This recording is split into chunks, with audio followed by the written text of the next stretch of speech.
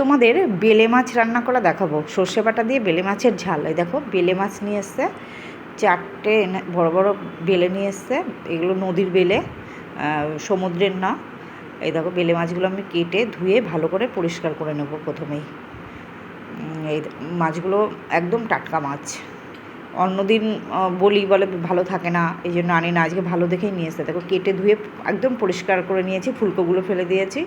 এইবার আমি মাছগুলোতে লবণ আর হলুদ মিশিয়ে নেব ভালো করে। দেখো এই মাছটা খেতে খুব ভালো লাগে, আমার ছেলেও খুব ভালো খায় বেলে মাছটা। এই দেখো হলুদ মাখিয়ে নিচ্ছি। আমার ছেলে সমুদ্রের মাছ খেতে পছন্দ করে না, এই জন্য সমুদ্রের বেলে পায় কিন্তু নিয়ে আসে না। আজকে নদীর পেয়েছে, নিয়ে এসছে। এই দেখো কড়াইতে তেল বসিয়ে দিয়েছি, মাছগুলো আমি ভেজে নেব। তেল গরম হয়ে গেছে, এবার মাছগুলো আমি একটা একটা করে দিয়ে দুবারে ভাজতে হবে, একবারে ভাজছি না। উল্টে পাল্টে ভালো করে ভেজে এবার তুলে নেব। দেখো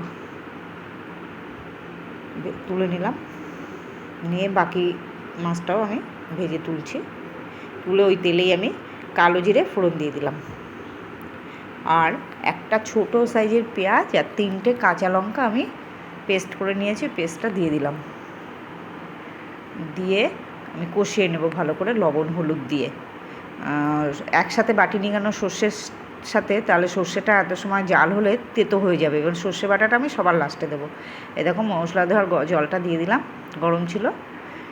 এইবার আর একটু জল দিলাম, দিয়ে একটু লবণ দিলাম। এইবার মাছগুলো আমি দিয়ে দেবো। ঝোলটা ফুটে উঠেছে, এবার মাছগুলো দিয়ে দিচ্ছি। বেশি ঝোল করব না, গা মাখা করবো, এই জন্য অল্পই দিয়েছি। আর সর্ষে বাটাটা দিয়ে আমি বেশিক্ষণ রাখবো না, 2-3 মিনিট রাখবো। সর্ষেটা শুধু আমি একটু লবণ দিয়ে পেস্ট করে নিয়েছি। এখানে সাদা সর্ষে আছে, শুনি কালো সর্ষে খেলে নাকি গ্যাস হয়, কিন্তু কালো সর্ষে টেস্ট ভালো হয়, কিন্তু আমি সাদা সর্ষে বাটাই দিলাম। তোমরা চাইলে কালো সর্ষে বাটা দিতে পারো। দেখো সর্ষে বাটাটা আমি দিয়ে দিলাম, দিয়ে একটু নেড়ে চেড়ে আমি নামিয়ে নেব। দেখো রেডি আমাদের বেলে মাছের সর্ষে দিয়ে ঝাল। তোমরা চাইলে ঝটপট এই রান্নাটা করে ফেলতে পারো, মানে 10 মিনিটের বেশি রান্নাটা করতে লাগেই না, গরম ভাতের সাথে খুব জমে যাবে।